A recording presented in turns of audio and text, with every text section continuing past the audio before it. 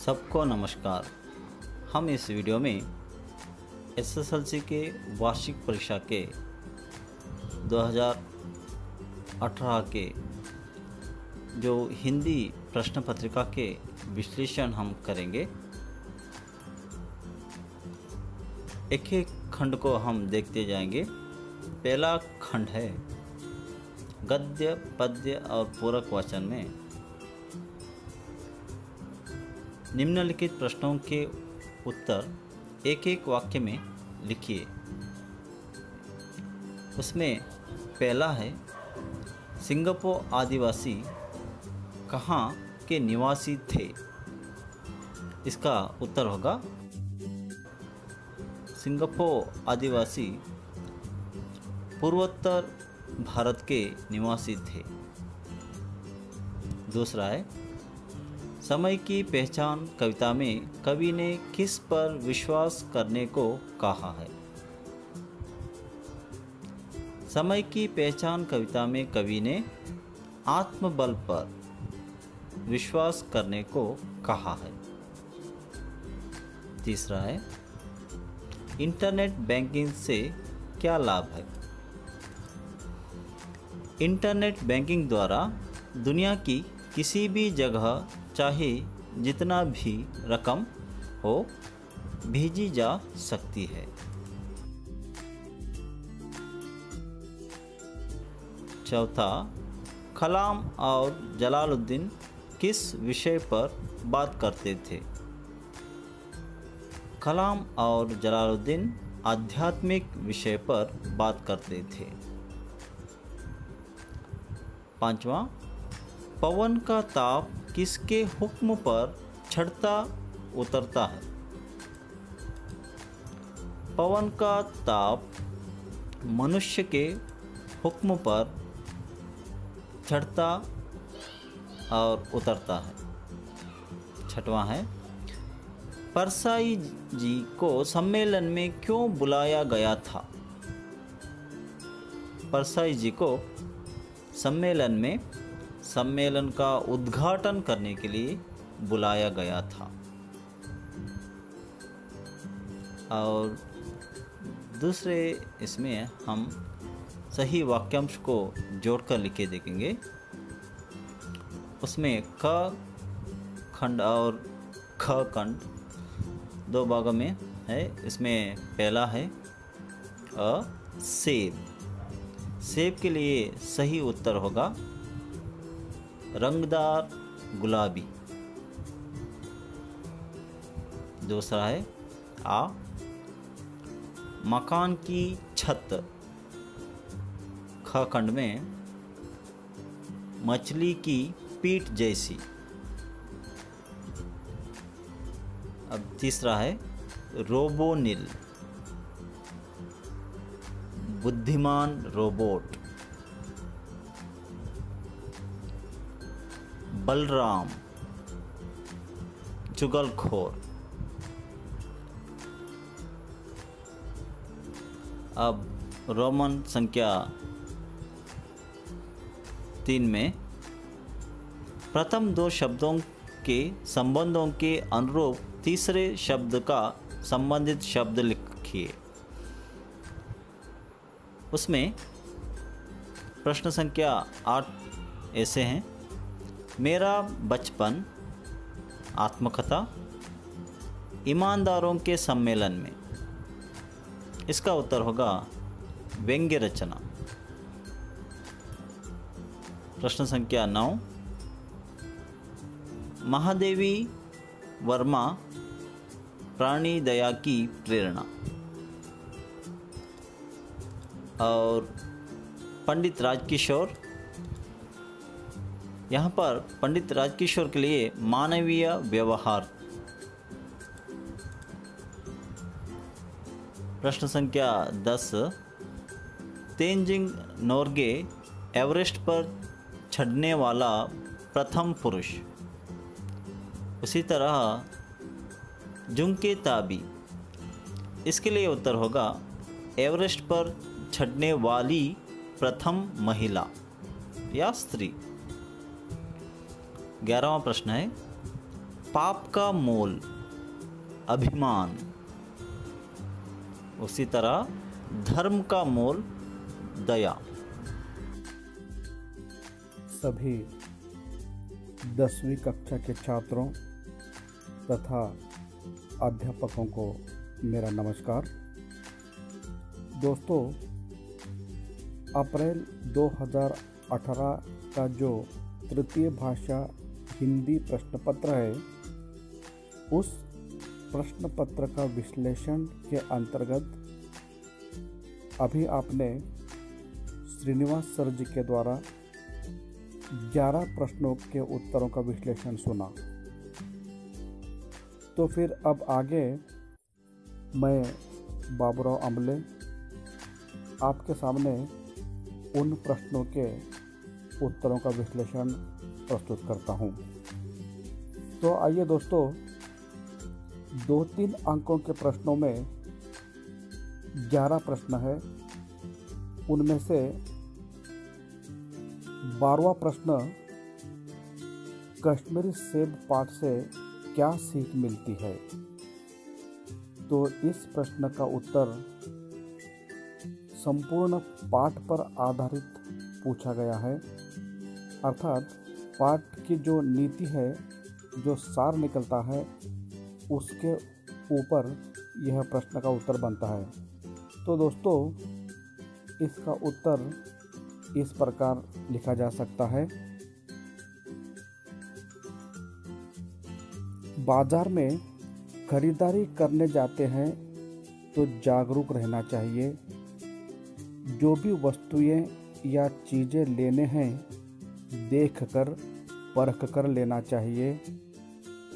दुकानदार पर विश्वास करके वस्तुएं नहीं लेने की सीख इस पाठ से मिलती है। इस प्रकार हम उसका उत्तर प्रस्तुत कर सकते हैं दोस्तों। उसके बाद 13वां प्रश्न, कलाम जी का बचपन बड़ी निश्चितता और सादगी में कैसे बीता, यह है। तो दोस्तों, इसका उत्तर अब्दुल कलाम जी के पिता जैनुलाब्दीन सीधे साधे, सरल, उदार स्वभाव के आडंबरहीन व्यक्ति थे।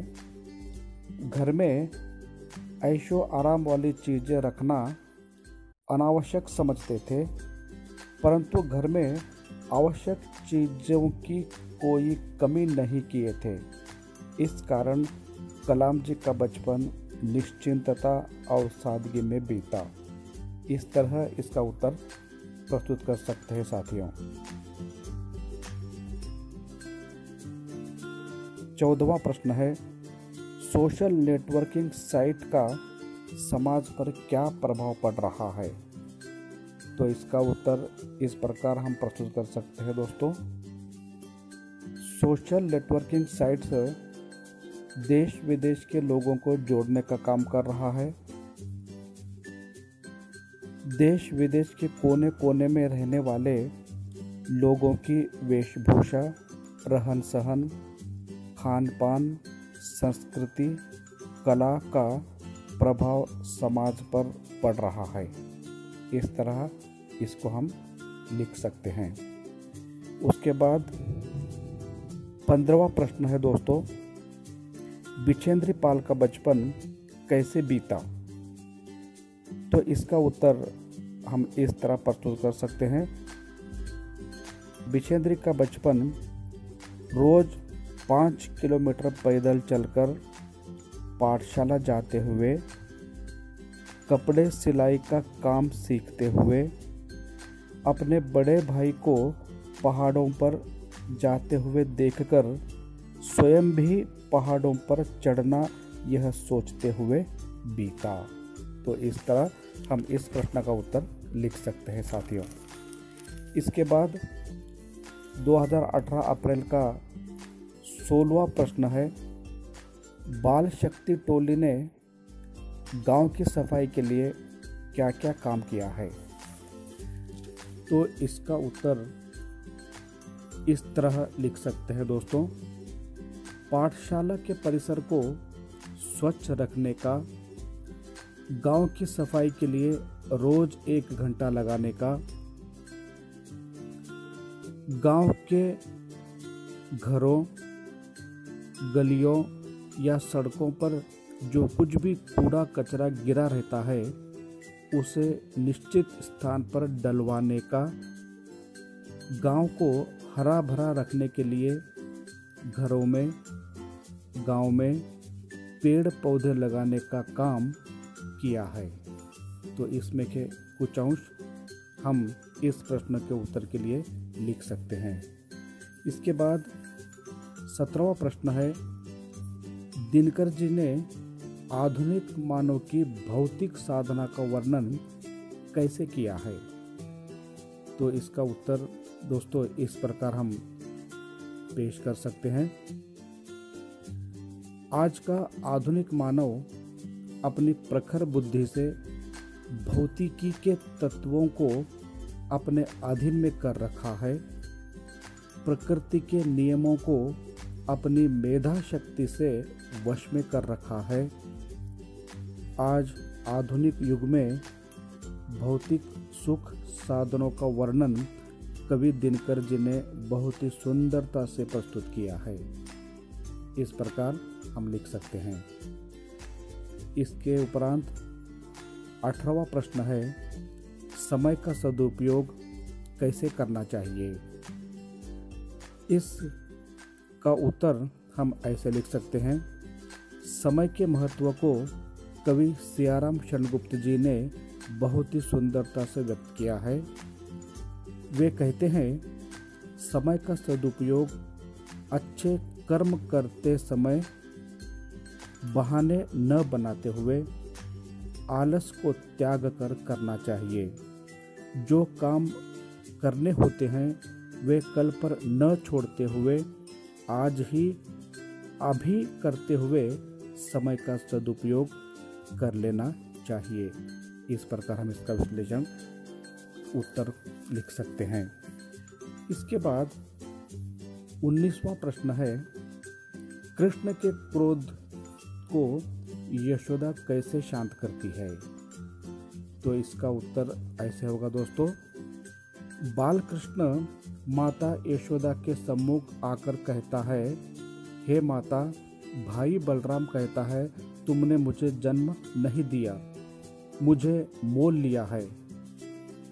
तो तब माता यशोदा कहती है, हे कृष्ण, बलराम जन्म से ही चुगलखोर है।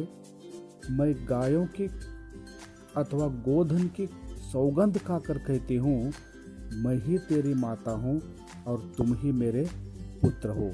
इस तरह कहकर कृष्ण के क्रोध को शांत करती है। इसके आगे 20वां प्रश्न इस प्रकार है दोस्तों, रोबोनिल क्या क्या काम करता था? तो इसका उत्तर ऐसे लिखा जा सकता है। धीरज सक्सेना के परिवार का रोबोनिल सुबह नाश्ता बनाता था, घर को आए मेहमानों का दरवाज़ा खोलकर स्वागत करता था, घर के छोटे बच्चों को कहानियाँ सुनाता था, बच्चे होमवर्क करते समय उनकी सहायता करता था, सक्सेना साहब का वर्ड प्रोसेसर का काम करता था तथा शाम को परिवार के पालतू कुत्ते शेरू को घुमाने का काम भी करता था। तो इस प्रकार इसका उत्तर हम पेश कर सकते हैं। इसके बाद 21वां प्रश्न, शनि ग्रह का वायुमंडल किन गैसों से बना है? तो इसका उत्तर हम इस तरह लिख सकते हैं साथियों। शनि सौर मंडल का आकार की दृष्टि से दूसरा बड़ा ग्रह है, सभी ग्रहों में सबसे सुंदर ग्रह है। इसका वायुमंडल हाइड्रोजन, हीलियम, मीथेन तथा एमोनिया गैसों से बना है। इस तरह हम लिख सकते हैं। और एक उसी में अथवा का प्रश्न है, सौर मंडल में शनि ग्रह का क्या स्थान है? तो इसके लिए ऐसा लिख सकते हैं, सौर मंडल में बृहस्पति आकार की दृष्टि से प्रथम स्थान पर है तो शनि ग्रह का दूसरा स्थान है। शनि ग्रह अपनी चलन की गति में सबसे मंद गति से चलने वाले स्थान पर विराजमान है। इस तरह हम इसको प्रस्तुत कर सकते हैं। और 22वां प्रश्न है, झूठ बोलने से क्या नुकसान होता है? तो इसके लिए हम इस तरह से उत्तर लिख सकते हैं दोस्तों। झूठ बोलने से अपमानित होना पड़ता है। झूठ बोलने से मुंह काला कर लेना पड़ता है और झूठ बोलने वाले पर कोई विश्वास नहीं करते, विश्वास खो लेना पड़ता है और साथ में झूठ बोलने से अपना विकास भी नहीं होता। इस तरह से हम इसका उत्तर लिख सकते हैं। इसके बाद इसमें अथवा का प्रश्न एक था, मीना मैडम ने बच्चों को क्या संदेश दिया है? तो इस प्रश्न का उत्तर देश की रक्षा के लिए कटिबद्ध रहना, सार्वजनिक संपत्ति को सुरक्षित रखना, आज के बच्चे कल के नागरिक हैं, अपने कर्तव्यों को पालन करना, यह संदेश मीना मैडम ने दिया है। इस तरह से हम इसको लिख सकते हैं। इसके पश्चात 2018 के प्रश्न पत्र में 3-4 वाक्यों के प्रश्नों का अब हम आपके सम्मुख विश्लेषण करना चाहते हैं। तो इसमें 23वां प्रश्न था, लेखिका के गैर हाजिरी में गिल्लू ने दिन कैसे बिताए, स्पष्ट कीजिए। तो दोस्तों इसके लिए हम उत्तर ऐसा बना सकते हैं, लेखिका के गैर हाजिरी में गिल्लू ने बड़े दुख भरे दिन गुजारे। लेखिका जब मोटर दुर्घटना से आहत होकर अस्पताल में थी तो गिल्लू अपना प्रिय खाद्य काजू भी बहुत कम मात्रा में खाया।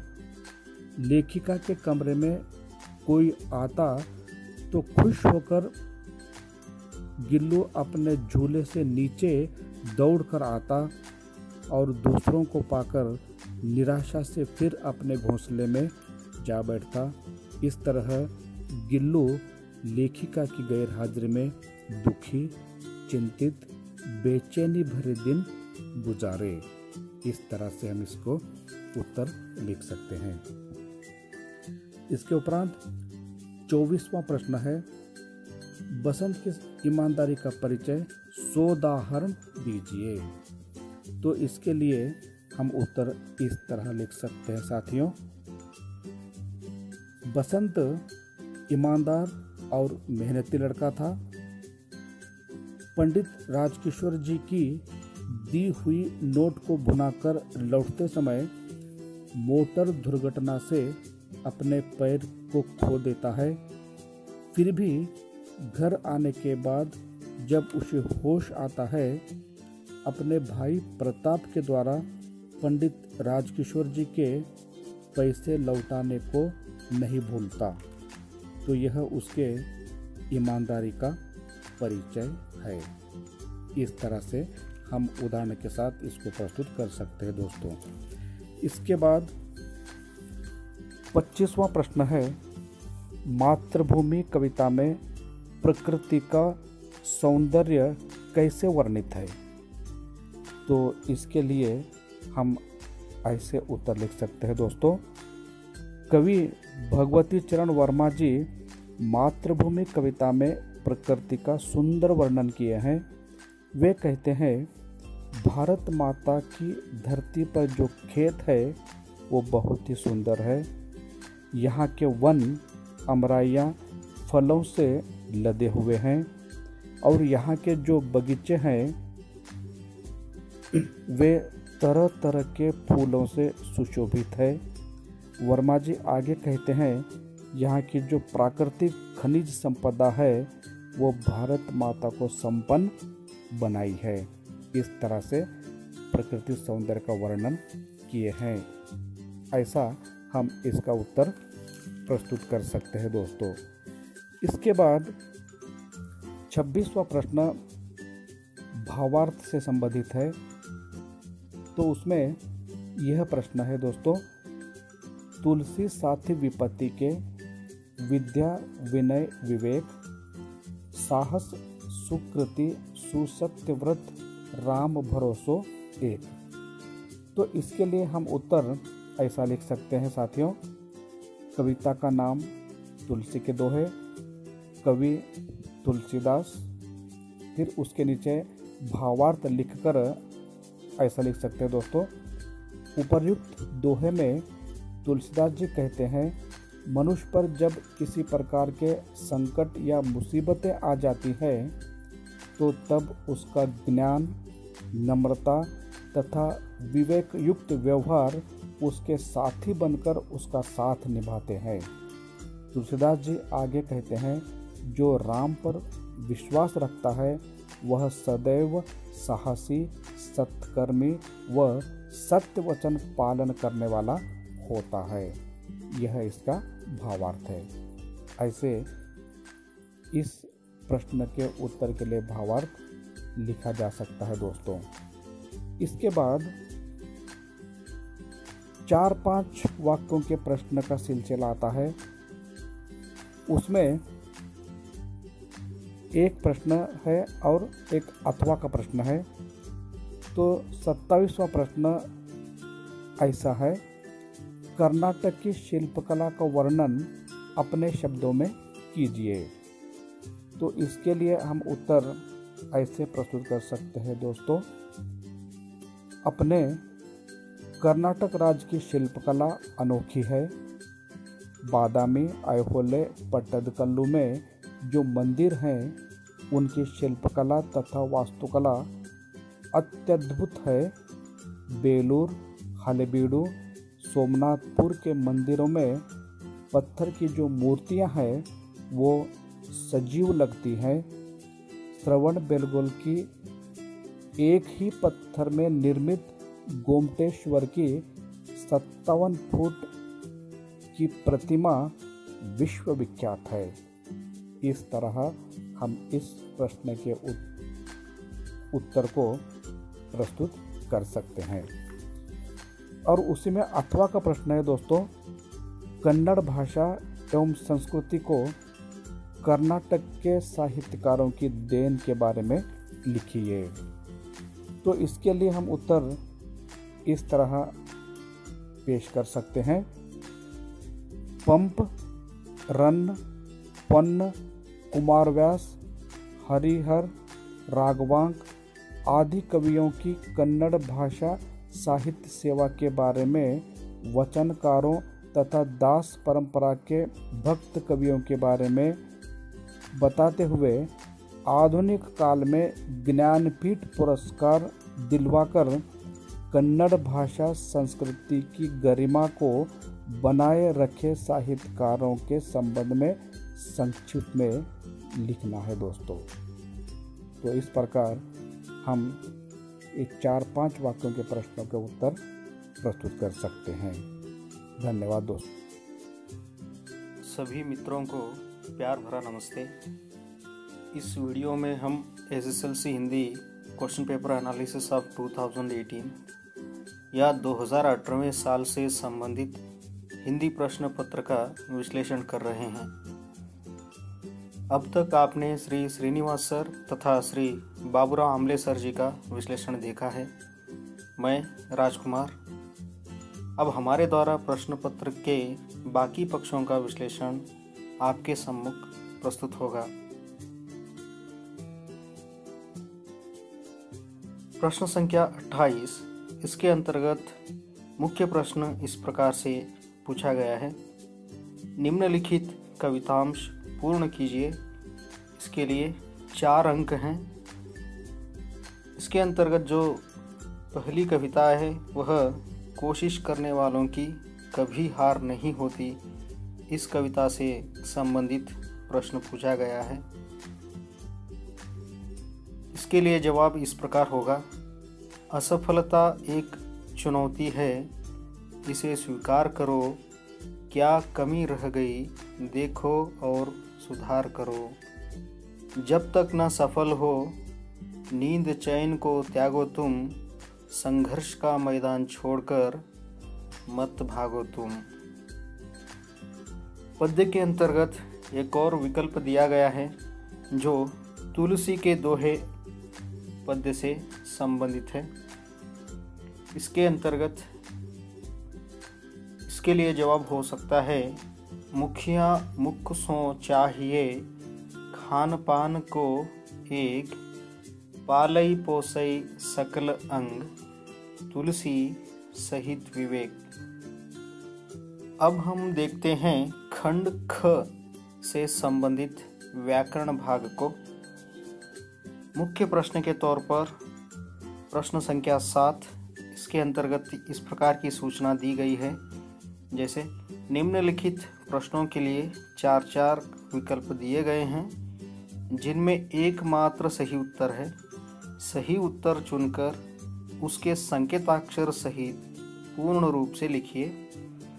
कुल प्रश्नों की संख्या 8 एवं प्रत्येक प्रश्न के लिए 1 अंक, इस तरह कुल 8 अंकों के लिए व्याकरण भाग से संबंधित प्रश्न पूछे गए हैं। 29वां प्रश्न है, नीति शब्द का अन्य वचन है। इसके लिए 4 विकल्प दिए गए हैं। विकल्प ए के अंतर्गत नीतियाँ, बी के अंतर्गत नीति, सी के अंतर्गत नीतियाँ, डी के अंतर्गत नीतियों। इसके लिए सही जवाब होगा, इसका सही उत्तर है ये विकल्प का नीतियाँ शब्द। 30वां प्रश्न है, अमीर का विलोम शब्द है। इसके लिए भी 4 विकल्प दिए गए हैं। विकल्प ए के अंतर्गत धनिक, बी के अंतर्गत श्रमिक, सी के अंतर्गत गरीब तथा डी विकल्प के अंतर्गत समृद्ध। इसके लिए सही उत्तर होगा विकल्प सी गरीब। 31वां प्रश्न, निम्न में से पुल्लिंग शब्द है। इसके लिए भी 4 विकल्प दिए गए हैं।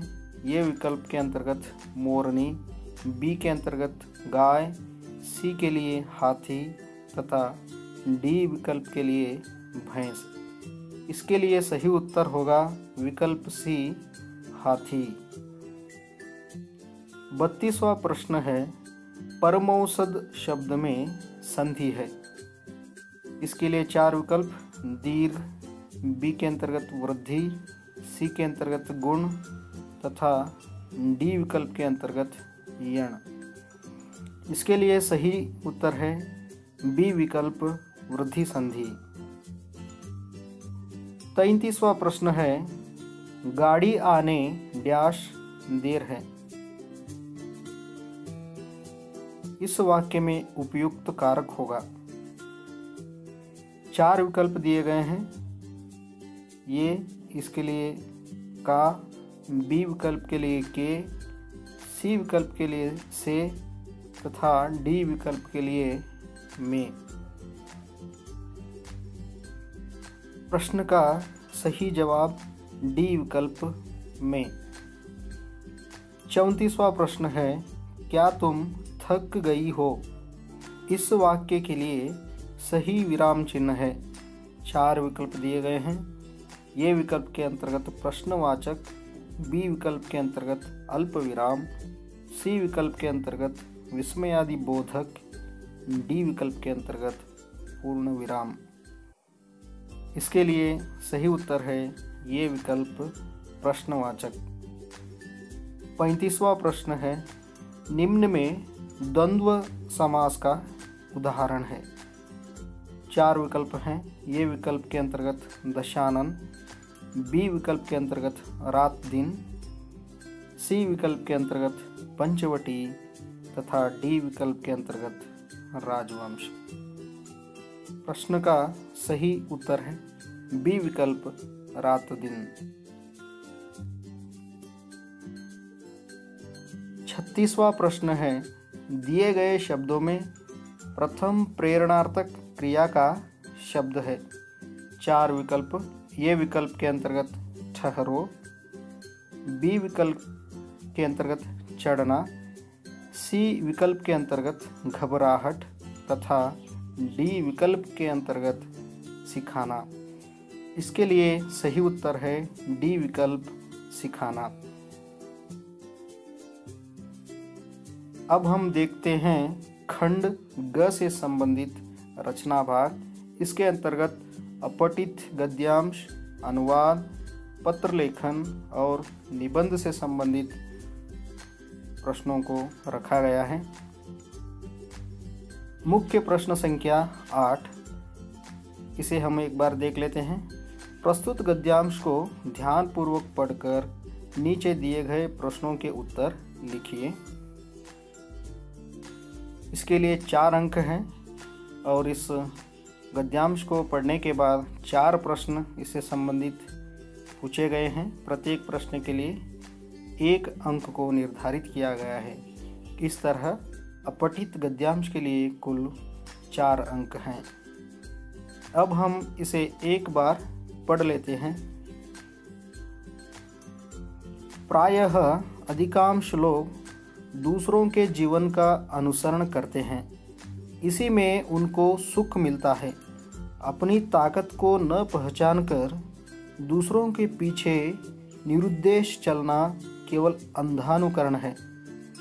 सड़क के किनारे पड़े सूखे पत्ते कमज़ोर और निर्जीव होने पर भी स्वयं को सबके समान गतिशील समझते हैं।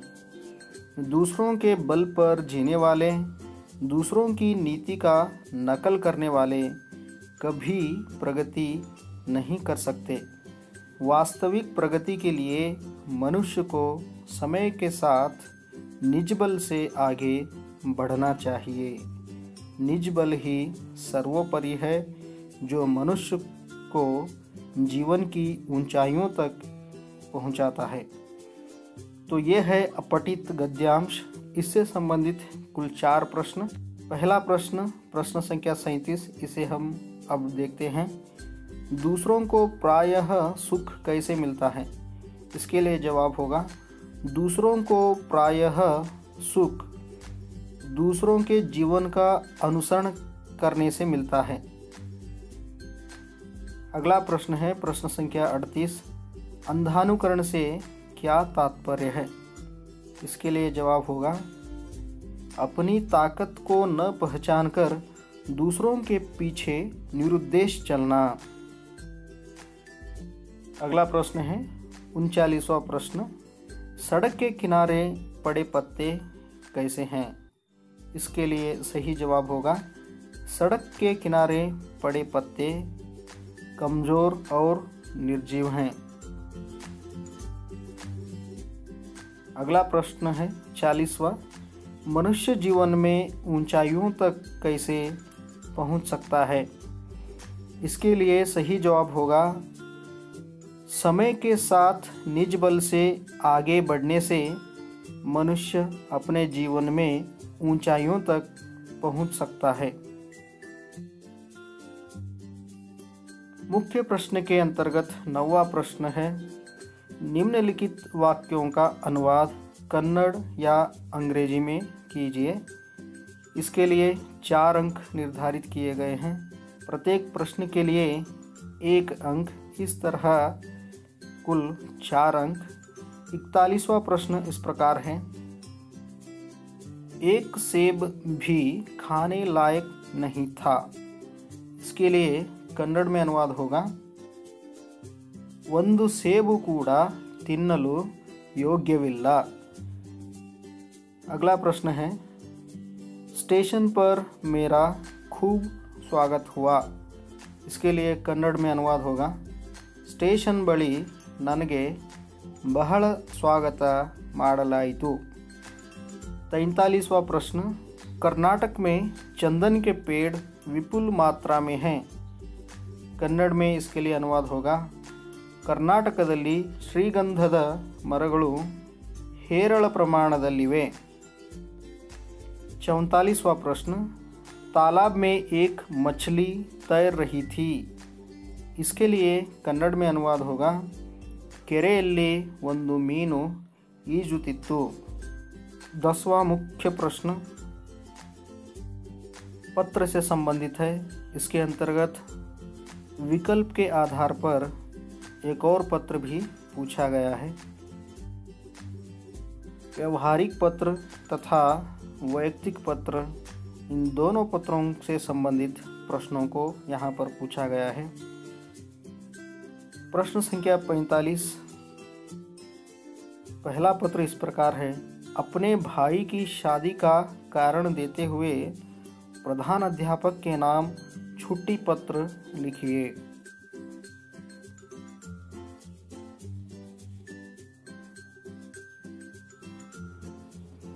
इस छुट्टी पत्र को हम इस प्रकार लिख सकते हैं, जैसे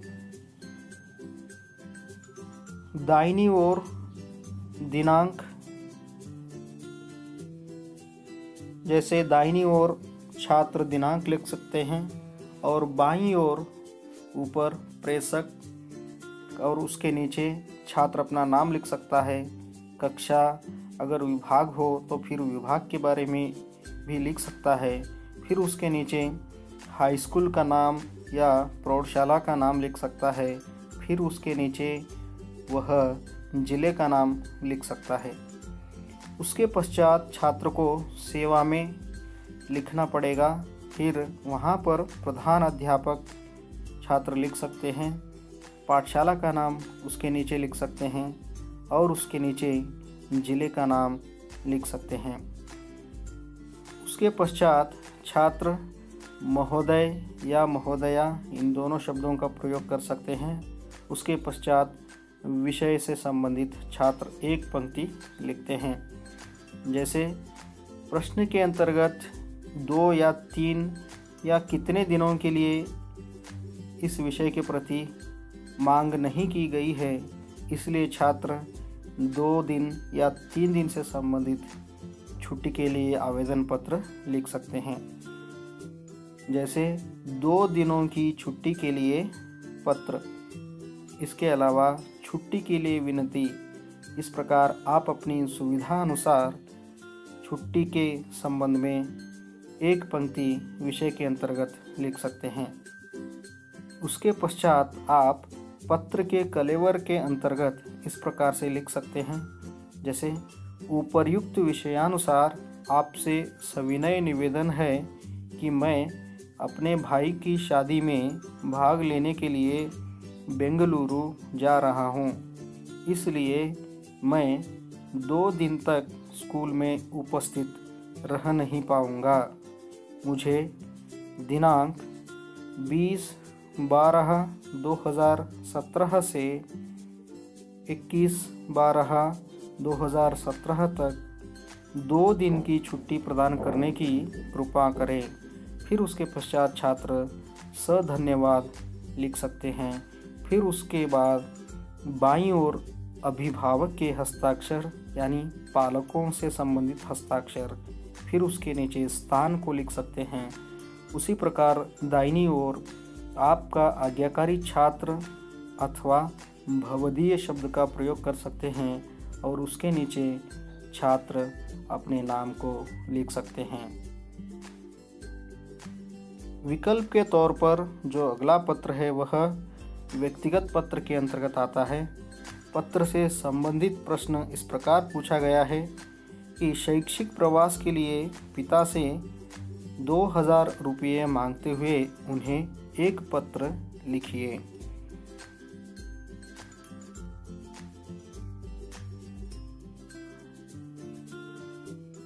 यह एक व्यक्तिगत पत्र है और पिता को पत्र लिखना है। सबसे पहले छात्र अपनी दाहिनी ओर पृष्ठ के दाहिनी ओर दिनांक लिख सकते हैं। फिर बाईं ओर से आप पत्र की शुरुआत कर सकते हैं और ऊपर सबसे पहले पूज्य पिताजी, उसके पश्चात सादर प्रणाम। फिर इस पत्र के अंतर्गत पत्र का कलेवर बहुत ही महत्वपूर्ण होता है, इसलिए आप निम्न प्रकार से इस पत्र को लिख सकते हैं, जैसे मैं यहाँ आपके आशीर्वाद से कुशल हूँ, आपका पत्र मिला, पढ़कर अत्यंत खुशी हुई। मेरी पढ़ाई ठीक चल रही है, आपकी आज्ञानुसार मन लगाकर दिन रात पढ़ाई में व्यस्त रहता हूँ। खेलकूद या गपशप में ज़्यादा समय गंवा नहीं रहा हूँ। हमारे स्कूल की ओर से अगले महीने 2 से 8 तारीख तक शैक्षिक यात्रा का आयोजन हुआ है। उसमें मेरे सारे मित्र जा रहे हैं। उनके साथ मैं भी जाना चाहता हूँ, इसलिए मुझे 2000 रुपये भेजने की कृपा करें। माताजी को मेरा प्रणाम। छोटे भाई राहुल को ढेर सारा प्यार। उसके पश्चात छात्र दाहिनी ओर आपका आज्ञाकारी बेटा। उसके पश्चात अपना नाम लिख सकते हैं। छात्र बाईं ओर सेवा में अपने पिताजी का नाम तथा पता लिख सकते हैं।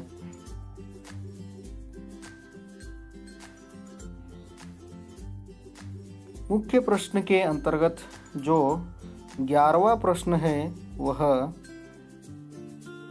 इस प्रकार है। दिए गए संकेत बिंदुओं के आधार पर 15-20 वाक्यों में कोई एक निबंध लिखिए। इसके लिए 4 अंक दिए गए हैं। कुल निबंधों की संख्या यानी कुल निबंध से संबंधित विकल्प की संख्या 3 है और इन 3 निबंध के अंतर्गत आप किसी एक विषय से संबंधित निबंध लिख सकते हैं। निबंध लेखन हर किसी का अलग तरीका होता है। इसके बावजूद हम यह चर्चा करेंगे कि जनसंख्या वृद्धि की समस्या से संबंधित निबंध के अंतर्गत किन सारी चीज़ों का समावेश हो तो वह एक बेहतर निबंध बन सकता है। आइए अब हम इसके बारे में चर्चा करेंगे। सबसे पहले आप प्रस्तावना लिख सकते हैं। उसके अंतर्गत इस प्रकार से आप विषय को लिख सकते हैं, जैसे जनसंख्या की समस्या सामान्य रूप से विश्व की समस्या है। प्रति 3 सेकंड में 2 बालक जन्म लेते हैं, परंतु भारत में यह समस्या विशेष रूप से विकट बन गई है। इस समय भारत की जनसंख्या 125 करोड़ से अधिक है। जनसंख्या वृद्धि की वर्तमान गति से अनुमान है कि सन 2000 ईस्वी तक भारत की जनसंख्या 125 करोड़ से कई गुना अधिक होगी। निबंध के अंतर्गत जिन 4 चीज़ों की मांग रखी गई है उसमें सबसे प्रथम आता है कि अर्थ। अब अर्थ से संबंधित विषय को हम इस प्रकार से लिख सकते हैं। अर्थ से संबंधित जानकारी हम इस प्रकार लिख सकते हैं, जैसे किसी क्षेत्र में रहने वाले व्यक्तियों की संख्या आवश्यकता से अधिक हो जाए तो उसे जनसंख्या वृद्धि कहते हैं। अगली जो चीज़ मांग की गई है निबंध के अंतर्गत वह है जनसंख्या वृद्धि के लिए कारण एवं उसके परिणाम।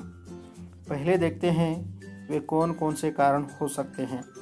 प्रथम कारण है चिकित्सा एवं स्वास्थ्य की सुविधाओं में उन्नति होने के कारण जन्म लेने वाले शिशुओं की मृत्यु दर में कमी हुई है तथा औसत आयु में वृद्धि हुई है। दूसरा कारण है प्राचीन मान्यताओं के अनुसार बच्चे भगवान की देन है, अतएव परिवार नियोजन जैसे उपायों का सामान्यतः अच्छी नज़र से नहीं देखा जाता। तीसरा कारण है यह भी एक दृष्टिकोण है कि अधिक बच्चे होने से काम करने के लिए तथा परिवार की रक्षा के लिए अधिक हाथ उपलब्ध होते हैं। चौथा कारण हो सकता है अशिक्षा, अंधविश्वास, रूढ़िवाद तथा भारतीय लोग संतान को ईश्वरीय देन समझते हैं। पांचवा कारण हो सकता है भारत के लोग परिवार नियोजन उपचारों को अपनाने के प्रति विशेष उत्साह नहीं दिखाते हैं। अब इस जनसंख्या समस्या से कौन कौन से परिणाम हो रहे हैं इससे संबंधित थोड़ी बहुत चर्चा कर लेते हैं। पहला परिणाम जो है वह देश की प्रगति कुंठित हो रही है। दूसरा परिणाम है बेकारी की समस्या में वृद्धि हुई है। तीसरा परिणाम है जनसंख्या वृद्धि के कारण अपराधों में वृद्धि हुई है। चौथा परिणाम है पर्यावरण प्रदूषण की समस्या उत्पन्न हो गई है। पांचवा परिणाम है प्रदूषण के कारण कई प्रकार की बीमारियां फैल रही है तथा वस्तुओं के मूल्य में वृद्धि हुई है। इससे दिन प्रतिदिन महंगाई बढ़ रही है। इस जनसंख्या वृद्धि की समस्या को किस प्रकार से हम उपचार कर सकते हैं या वे कौन कौन से उपाय हो सकते हैं? सबसे पहला उपाय है व्यक्तिगत रूप से परिवार को छोटे से छोटा रखने का प्रयास करना। दूसरा उपचार है या उपाय है हमारी सरकार तथा सामाजिक संस्थाओं को चाहिए कि सभाओं, गोष्ठियों, संचार माध्यमों द्वारा छोटे परिवार से होने वाले फायदों का प्रचार प्रसार करना। इस निबंध के अंतर्गत जो चौथी मांग की गई है वह उपसंहार। इसके अंतर्गत छात्र अपने विचार प्रकट कर सकते हैं, जैसे हमारे देश के विकास में जनसंख्या की वृद्धि एक बहुत बड़ी बाधा बन गई है। यातायात, शिक्षा, रोजगार आदि विविध क्षेत्रों में जनसंख्या की वृद्धि सिरदर्द बन गई है। इस समस्या से छुटकारा पाने के लिए एक ही उपाय है, देश का प्रत्येक नागरिक इस समस्या का हल करने में सहायक हो। निबंध के अंतर्गत जो दूसरा विषय दिया गया है वह मेरा कर्नाटक महान। इसके लिए इन 4 चीज़ों की मांग की गई है, जैसे विषय प्रवेश, प्राकृतिक स्वरूप, विशेषता और उपसंहार। अब हम चर्चा करेंगे मेरा कर्नाटक महान इस निबंध को किस प्रकार से लिख सकते हैं। विषय प्रवेश के अंतर्गत हम यह लिख सकते हैं कि कर्नाटक दक्षिण भारत का एक राज्य है। यह देश का एक प्रगतिशील राज्य है। यहाँ की आबादी लगभग 6 करोड़ से ऊपर है। यहाँ कन्नड़ भाषा बोली जाती है और इसकी राजधानी बेंगलुरु है। प्राकृतिक स्वरूप के अंतर्गत हम यह लिख सकते हैं, प्रकृति माता ने कर्नाटक राज्य को अपने हाथों से संवार कर सुंदर और समृद्ध बनाया है। यहाँ की प्राकृतिक सुषमा नयन मनोहर है।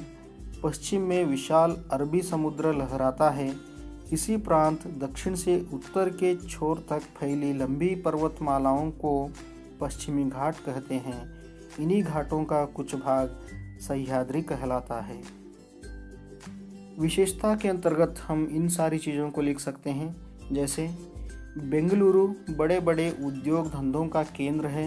यहाँ पर इसरो, BHEL, BEL जैसी बृहद संस्थाएं हैं, इसलिए इसे सिलिकॉन सिटी भी कहा जाता है। विज्ञान तथा तकनीकी क्षेत्र में अपनी महानता को विश्व पटल पर दर्शाने वाले, कर्नाटक के नाम को विश्व पटल पर अंकित करने वाले अनेक दिग्गजों की जन्मभूमि कर्नाटक है, जिनमें sir CV Raman, sir M Visvesvaraya, doctor CNR Rao जैसे नाम प्रमुख है। कर्नाटक में सोना, तांबा, लोहा आदि धातुएं मिलती है। इसके अलावा चीनी, सीमेंट, रेशम और कागज़ के अनेक कारखानों को देख सकते हैं। कर्नाटक में चंदन के पेड़ विपुल मात्रा में उपलब्ध होने के कारण इसे चंदन का आगार भी कहते हैं। कर्नाटक में कावेरी, कृष्णा, तुंगभद्रा आदि अनेक नदियां एवं जलप्रपात हैं, जिनसे जमीन सिंचाई तथा ऊर्जा उत्पादन में सहायता मिलती है। कर्नाटक की शिल्पकला अनोखी है। बादामी, ऐहोले, पट्टदकल्लू की मूर्तियाँ, श्रवणबेलगोला की 57 फुट ऊंची गोमटेश्वर की प्रतिमा, विजयपुर का गोल गुंबज, मैसूर का राजमहल आदि कर्नाटक के वैभव का प्रतीक हैं। वचन साहित्य, दास साहित्य तथा आधुनिक कन्नड़ साहित्य को प्राप्त 8 ज्ञानपीठ पुरस्कार कन्नड़ भाषा, संस्कृति तथा कर्नाटक के लिए गौरव का विषय है। उपसंहार के अंतर्गत हम यह लिख सकते हैं, कर्नाटक हमारी जन्मभूमि है। यहाँ की प्राकृतिक सुषमा, साहित्यिक वैभव और ज्ञान विज्ञान क्षेत्र की प्रगति अपार है। अतः मैं बड़े गर्व से यह कह सकता हूँ कि मेरा कर्नाटक महान है। जो अगला तीसरा निबंध है वह इंटरनेट से लाभ।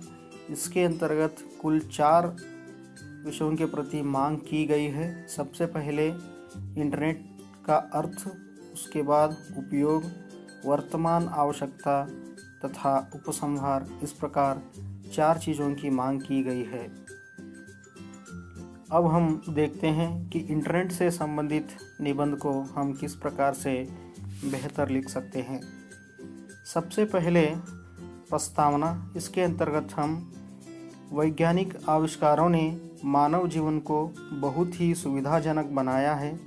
ऐसे आविष्कारों में इंटरनेट एक महत्वपूर्ण सुविधा है। इंटरनेट से मानव की जीवन शैली और उसकी सोच में क्रांतिकारी परिवर्तन हुआ है।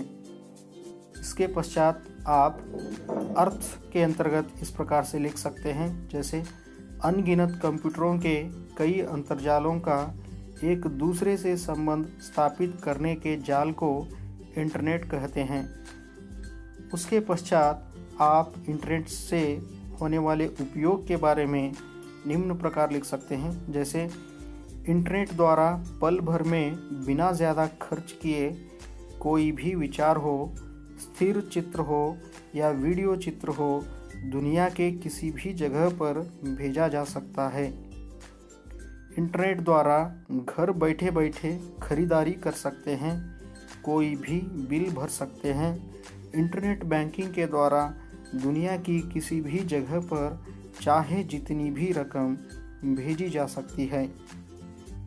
वीडियो कॉन्फ्रेंस द्वारा एक जगह बैठकर कई प्रतिनिधियों के साथ चर्चा कर सकते हैं।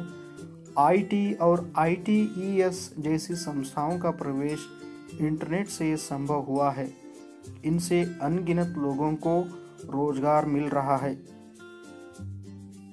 इंटरनेट से सोशल नेटवर्किंग साइट्सों का उपयोग भी कर सकते हैं। इसके अलावा सरकार के ई-गवर्नेंस यानी पारदर्शी प्रशासन का संकल्प भी संभव है। इसके बाद वर्तमान में इंटरनेट की आवश्यकता। इसके अंतर्गत हम यह लिख सकते हैं कि इंटरनेट जीवन के हर क्षेत्र में अपना कमाल दिखाया है, जैसे चिकित्सा, कृषि, अंतरिक्ष ज्ञान, विज्ञान, व्यापार, शिक्षा आदि। यहाँ तक कि देश के रक्षा दलों की कार्यवाही में इंटरनेट का बहुत बड़ा योगदान है। इस प्रकार वर्तमान में इंटरनेट बहुत आवश्यक है। फिर अंत में आप अपने विचारों को उपसंहार के अंतर्गत प्रस्तुत कर सकते हैं, जैसे आज का युग इंटरनेट का युग है। बड़े बूढ़ों से लेकर छोटे बच्चों तक सब पर इस इंटरनेट क्रांति का असर पड़ा है। लेकिन इंटरनेट एक ओर वरदान है तो दूसरी ओर अभिशाप भी। अतः बच्चों को इस इंटरनेट से सचेत रहना चाहिए। अब तक आपने इस वीडियो के अंतर्गत 2018वें साल से संबंधित हिंदी प्रश्न पत्र का विश्लेषण को देखा है। बहुत बहुत धन्यवाद।